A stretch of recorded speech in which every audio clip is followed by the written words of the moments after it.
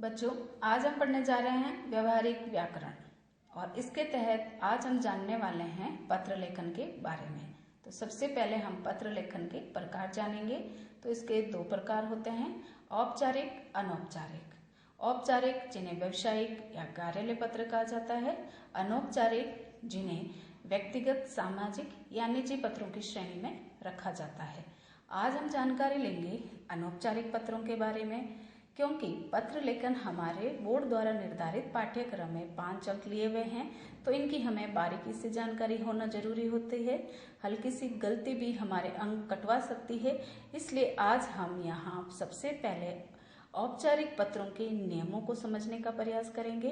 तो इसका पहला नियम देखेंगे हम कि औपचारिक पत्र के अंतर्गत विद्यालय स्तर पर लिखने वाले पत्र और कार्यालय स्तर पर लिखने वाले पत्र दोनों आते हैं। यानी औपचारिक पत्रों के तहत हम विद्यालय स्तर के पत्र और कार्यालय पत्र दोनों लिखते हैं, और कार्यालय स्तर के पत्र में हम शिकायती पत्र, आवेदन पत्र और व्यावसायिक पत्र आदि लिख सकते हैं। अब देखिए, विद्यालय स्तर के पत्र में हम एक ही पता लिखते हैं, यानी जिस विद्यालय में आप पढ़ते हैं उस विद्यालय में भी आपको बहुत सारे काम होते हैं, कभी छुट्टी पर होते हैं, कभी आपको कुछ करवाना होता है, तो आप वहाँ पर प्रधानाचार्य, कक्षा अध्यापक या संबंधित विषय से जुड़े हुए विषय अध्यापक को जब पत्र लिखते हैं तो उन्हें आप जिस रूप में लिखा जाता है उसमें हम एक ही पता लिखते हैं, ठीक है। और कार्यालय स्तर में जब हम कार्यालय स्तर वाले पत्र में जब हम पत्र लिखेंगे तो उसमें हमें 2 पता लिखना होता है। एक पता जो पत्र लिख रहा है उसका होता है, और उसको लिखने का तरीका क्या होता है, जरा देखिए कि एक जो पता है वो पत्र लिखने वाले का होता है, और ये पत्र के दाईं ओर ऊपर लिखा जाता है। और जब आप अपना एड्रेस पूरा लिख देते हैं तो उसके बाद दिनांक लिखी जाती है, और दिनांक के बाद में आप जिस संबंधित कार्यालय से जो काम करवाना चाहते हैं उस कार्यालय से जुड़ा हुआ जो एड्रेस है वो लिखा जाता है, ठीक है। और वो कैसे लिखा जाएगा, सबसे पहले आप लिखोगे सेवा में, और सबसे पहले आप लिखोगे सेवा में लिखोगे, और उसके बाद आपका जो पद है, यानी जिस व्यक्ति को आप लिख रहे हो उस व्यक्ति का पद आप उसमें एड्रेस में मेंशन करेंगे कि सेवा में श्रीमान संपादक महोदय, सेवा में श्रीमान प्रबंधक महोदय, सेवा में श्रीमान निदेशक महोदय आदि। ये तीनों रूप क्या है, ये उनके पद को यहाँ स्पष्ट कर रहा है। तो सेकंड पत्ते की सेकंड पंक्ति में आप उसके पद को स्पष्ट करेंगे, और उसके बाद ये जो पद है ये कौन से विभाग से संबंधित है उसको आप मेंशन करने वाले हैं। तो आपका एड्रेस क्या बन जाएगा, सबसे पहले लिखा जाएगा सेवा में श्रीमान संपादक महोदय, और विभाग कौन सा है, बिजली विभाग। अगर आप बिजली विभाग को लिख रहे हैं, या आप इसकी जगह दूसरा विभाग भी रख सकते हैं, और वो एड्रेस कैसे बनेगा, देखिए, सेवा में श्रीमान बिजली विभाग ये लिखोगे, या दूसरे आप इस प्रकार लिख सकते हो, सेवा में श्रीमान निदेशक महोदय समाचार पत्र संस्थान, ये एड्रेस होगा। यानी आप पहले नाम लिखोगे पद का, उसके बाद विभाग का नाम लिखोगे, और उसके बाद आप यहाँ पर उस कार्यालय से जो आपको काम करवाना है उस कार्यालय से जुड़ा हुआ जो विषय है वो लिखा जाएगा आपका। यानी ये एड्रेस पूरा होने के साथ ही यहाँ आप अपने उस कार्य से जुड़ा हुआ जो आपका विषय है वो लिखा जाएगा। सेवा में श्रीमान प्रबंधक महोदय और बिजली विभाग, और उसके बाद कौन सी जगह पे हैं, रामनगर जयपुर। ये तो पूरा एड्रेस हो गया, और एड्रेस के तुरंत बाद आप उस कार्य से जुड़ा हुआ जो आपका विषय है वो विषय लिख दीजिए। उसके बाद आप उनको संबोधित करते हुए अगली पंक्ति लिखेंगे, और आप उस संबोधन में भी आप श्रीमान लगा सकते हैं, महोदय लगा सकते हैं, या मान्यवर लगा सकते हैं। यानी जैसे ही आपने विषय अपना पूरा करने के बाद अगली पंक्ति में आप संबोधन शब्द लिखेंगे, और संबोधन शब्द के तहत आप महोदय लिख सकते हो, श्रीमान लिख सकते हो या मान्यवर लिख सकते हो। और उसके बाद देखिए, आप उनको संबोधित करने के बाद आप विधिवत अपने पत्र की शुरुआत करेंगे। और इसकी जो पंक्ति है, वो जो पहली पंक्ति की शुरुआत करोगे, उस पंक्ति में ही आप अपने काम को स्पष्ट रूप से व्यक्त करोगे कि आपको क्या काम करवाना है। और वो हमें घुमा फिरा के नहीं बताना है, हम हमारी 1 या 2 पंक्तियों में बात स्पष्ट कर देंगे। और इसके बाद हमें ये ध्यान रखना है कि इस प्रकार के पत्र में हम 2 अनुच्छेद यानी 2 पैराग्राफ्स ही लिखेंगे। और उन 2 पैराग्राफ की शब्द सीमा होती है 80 से 100 शब्द। ये जरूर ध्यान रखिए कि इस तरह के पत्र में आप 2 अनुच्छेद लिखेंगे और आपकी शब्द सीमा आपकी रहेगी 80 से 100 शब्द। ठीक है। और आप पहले अनुच्छेद में अपनी बात स्पष्ट रूप से समझाएंगे और विस्तार पूर्वक स्पष्ट करते हुए आप पहले अनुच्छेद में अपने विषय को स्पष्ट करेंगे और दूसरे अनुच्छेद में आप अपनी जो समस्या है उसके निदान के लिए कहेंगे। यानी आपकी जो समस्या है उसके निदान के लिए कार्यवाही करने का अनुरोध आप संस्था प्रधान से कर रहे हो। यानी सेकेंड पैराग्राफ में आप अपनी जो समस्या है उसको दूर करने के लिए आप अनुरोध करते हो कार्यालय से। और अंत में आप धन्यवाद दे रहे हैं संस्था प्रधान को। आपने जो काम करवाना चाहते हैं उस काम के लिए अंत में आप धन्यवाद दे रहे हैं। किसको? संस्था प्रधान को। ये बात आप जरूर ध्यान रखिए कि आप धन्यवाद ज्ञापन भी देना आना चाहिए आपको। और पत्र के नीचे देखिए, पत्र जब आपका पूरा हो जाता है, आप धन्यवाद दे देते हो, तो उसके बाद पत्र के नीचे आपका जो विषय है उस विषय को आप स्पष्ट कर चुके हो। अब उसमें लड़का और लड़की को ध्यान में रखते हुए शब्द लिखे जाते हैं बहुदिये और बहुदिया। बहुदिये लड़का लिखता है और बहुदिया लड़की लिखती है। और अगर आप विद्यालय स्तर पर पत्र लिख रहे हो तो लड़का तो लिखता है आपका आज्ञाकारी शिष्य और उसके साथ में अपना नाम लिख देगा, और लड़की लिखेगी आपकी आज्ञाकारिणी शिष्या और उसके बाद उनका नाम लिख दिया जाएगा। और नाम लिखने के बाद आपका पत्र समाप्त हो जाता है। तो ये सारे जो नियम हैं ये आप दिमाग में रखते हुए पत्र लिखेंगे। और इन्हीं नियमों को ध्यान में रखते हुए हमने आपके लिए 2 प्रारूप यानी 2 ढांचे तैयार करे हैं पत्रों के, जो एक विद्यालय स्तर का है और दूसरा आपका कार्यालय स्तर का है। तो अब यही सारे नियम हम हमारे यहाँ इन दोनों पत्रों में जानने का प्रयास कर रहे हैं। देखिए, हमने जो नियम पढ़े हैं विद्यालय स्तर का और हमने कार्यालय स्तर का, तो उसी के आधार पर हमने यहाँ पर 2 प्रारूप तैयार करे हैं। और उन्हीं प्रारूप को नियमों के तहत आप यहाँ समझिए कि किस प्रकार आप विद्यालय स्तर पर अपना पत्र लिख सकते हो। तो सबसे पहले आप वहाँ पर लिखेंगे सेवा में श्रीमान, क्योंकि यहाँ हमारे प्रमुख कौन होते हैं? प्रधानाचार्य जी। और ये बात जरूर ध्यान रखिए कि आप कभी कभी ये बोलते हो कि आपकी विद्यालय में जो उच्च स्तर प्रधानाचार्य जी की पोस्ट पर है वह महिला है, तो आप यहाँ पर श्रीमान शब्द की बजाय श्रीमती क्यों नहीं लगाते हो? तो बेटा आपको ध्यान में क्या रखना है कि ये एक पोस्ट होती है और पोस्ट को हमेशा श्रीमान के रूप में ही देखा जाता है। ये पुल्लिंग के रूप में ही मानी जाती है। जैसे चाहे प्रधानमंत्री की हो या आपके मुख्यमंत्री हो या कोई भी बड़ा पद हो, वो सामान्यतः आपके पुल्लिंग के रूप में आता है। तो इसलिए यहाँ पर हम पोस्ट को ही लिखते हैं।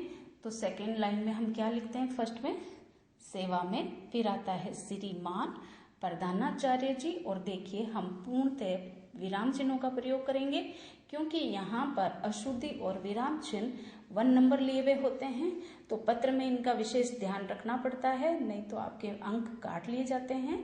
तो सेवा में, फिर सेकंड है श्रीमान प्रधानाचार्य जी, और फिर है आपके विद्यालय का नाम, जो क ख ग लिखा हुआ है इसकी जगह आप अपने विद्यालय का नाम लिख दीजिए। उसके बाद देखिए पूर्ण विराम। उसके बाद आप जिस नगर से जुड़े हुए हैं उस नगर का नाम जगह जगह लिखकर विराम चिन्ह का प्रयोग कर दीजिए। फिर आप जिस जिले में रहते हैं उस जिले का नाम लिखेंगे और फिर राज्य का नाम लिखेंगे और पूर्ण विराम यहाँ आएगा। यहाँ ये देखिए, ये आपके विराम चिन्ह और यहाँ पर विराम चिन्ह, इन सब का भी एक विशेष स्थान होता है। ठीक है, ये हमारा क्या हो गया, एड्रेस हो गया है। उसके बाद दिनांक हमने पूरे महीने के नाम के साथ में लिखी है, पूर्णतः लिखनी होती है और इसको हम छोटे रूप में नहीं लिख सकते हैं। तो ये हो गई आपकी दिनांक। उसके बाद आता है आपका विषय लिखा हुआ है और ये विषय आपके पत्र में दिया जाता है, आपको वो ध्यान में रखना होता है और वही आप विषय यहाँ लिखोगे जैसे मैंने लिखा है, 2 दिन का अवकाश। ठीक है, उसके बाद आप संबोधन कीजिए, महोदय, यहाँ वापस वही पोस्ट है, उसी के रूप में हम संबोधित करेंगे, महोदय, फिर जी लगा दीजिए, पूर्ण विराम लगा दीजिए और इसके बाद ये जो हश्य से इतना गैप छोड़ेंगे, उसके बाद यहाँ से शुरू करेंगे और देखिए सविनय निवेदन है कि ये कंजक्शन की छोटी की के रूप में ही आता है और आप यहाँ पर जो गलती करते हो वो बड़ी की लगाकर गलती करते हो, वो आपको नहीं करनी चाहिए। उसके बाद आप यहाँ ये जो पूर्णतः फर्स्ट पैराग्राफ है उसमें आप अपनी बात मुख्य रूप से कहने वाले हैं और स्पष्ट रूप से कहने वाले हैं। तो महोदय, फिर सविनय निवेदन है कि मेरे घर पे जरूरी काम होने के लिए मुझे 2 दिन का अवकाश चाहिए। ठीक है, आपने अपनी बात स्पष्ट रूप से कह दी, घुमाना फिराना नहीं होती है, स्पष्ट रूप से कम शब्दों में आप अपनी बात को कहते जाइए, आपके ये 2 अनुच्छेद पूरे हो जाएंगे। तो आपने पूर्णतः 1 अनुच्छेद पूरा कर लिया है, सेकंड आप शुरू कर रहे हैं। तो यहाँ आपको विनती करनी है और आप अपने कार्य को करवाना किस प्रकार करवाना चाहते हैं वो बात लिखेंगे।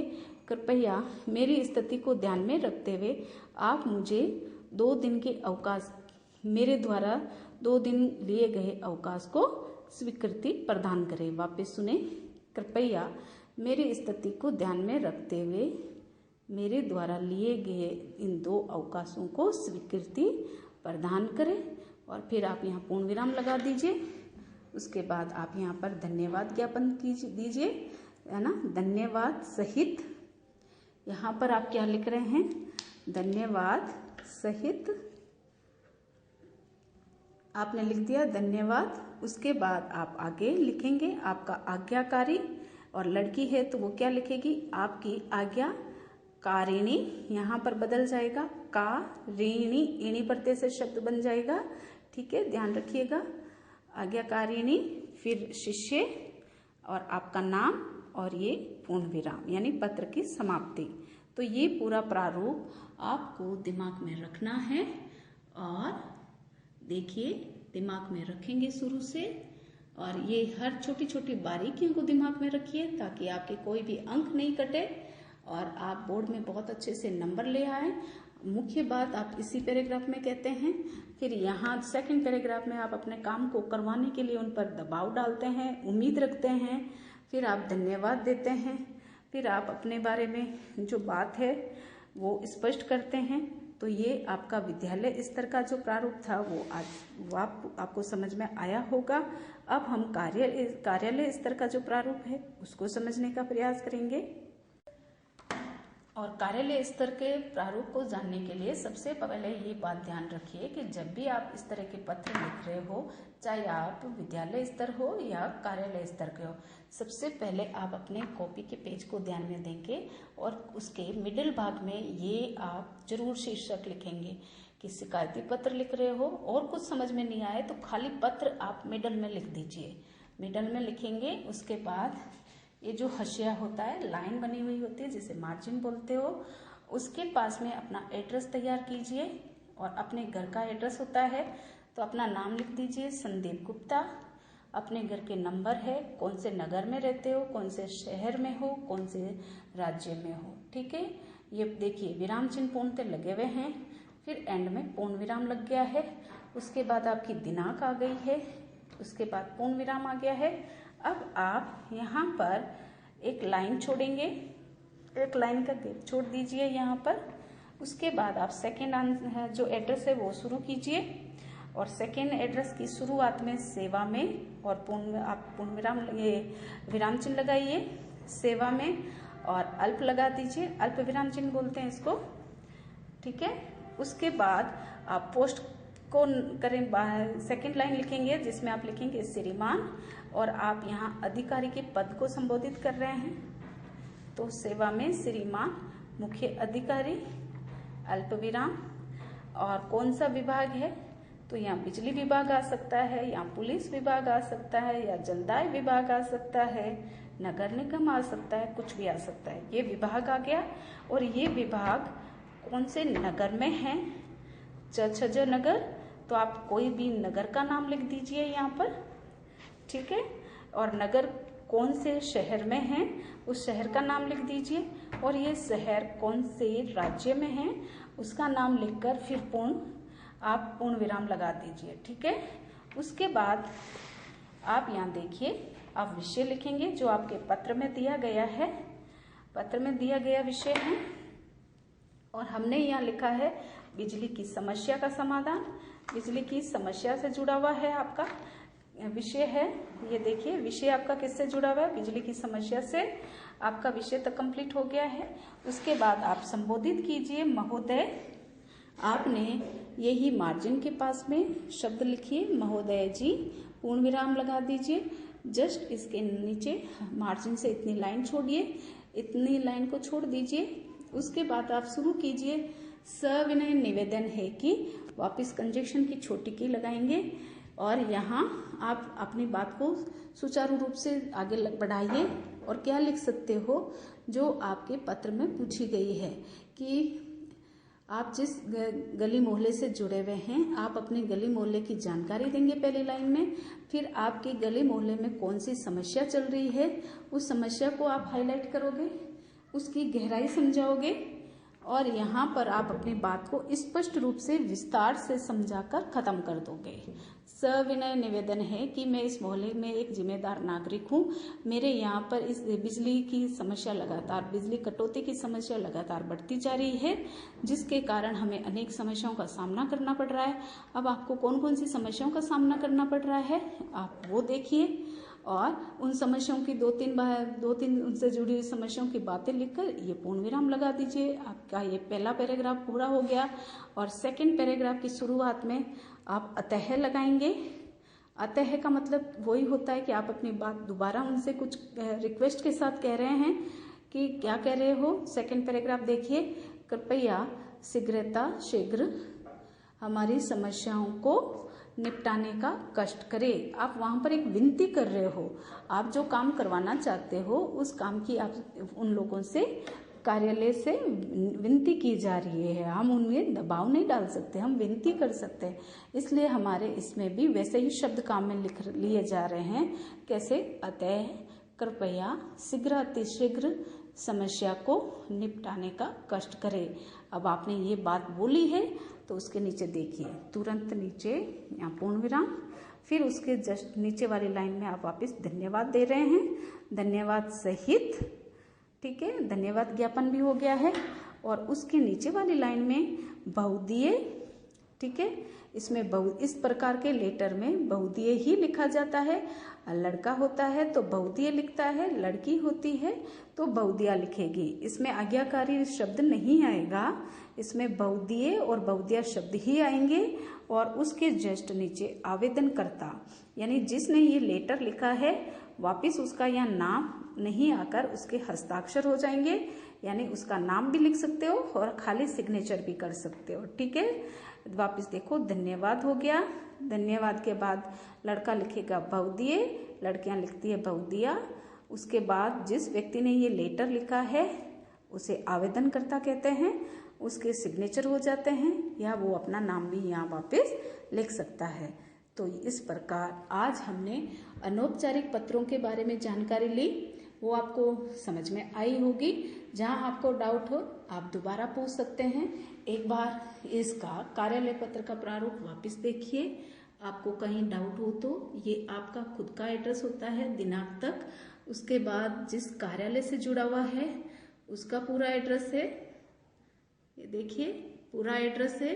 उस एड्रेस के बाद आप अपने विषय जो उस पत्र में दिया जाता है, विषय के बाद महोदय आ जाता है, फिर से विनय करते हुए आप अपनी बात स्पष्ट करते हो फर्स्ट पैराग्राफ में। इसमें भी शब्द सीमा होती है, 80 से 100 शब्दों के बीच में होती है, इनका विशेष ध्यान रख रहे हैं। पत्र हमेशा एक नए पेज से शुरू करते हैं, किसी के कोई पहले से कर रहे हुए प्रश्नों के पीछे से या नीचे से आप नहीं कर सकते हो। आप नए पेज से अपना नया काम कीजिए, क्योंकि बोर्ड में ये स्पष्ट 5 अंक है तो वो भी हमें सफाई के साथ में लिखने हैं, तो हर बारीकियों को ध्यान में रखेंगे। और साथ में आप लास्ट वाले पैराग्राफ में अपनी बात को जल्दी करवाने के लिए उनसे विनती करते हो, फिर उनके लिए धन्यवाद देते हो, फिर बहुदिया शब्द के साथ अपने सिग्नेचर कर देते हो। तो इसे दोबारा देखें, समझें, डाउट हो तो पूछ सकते हैं।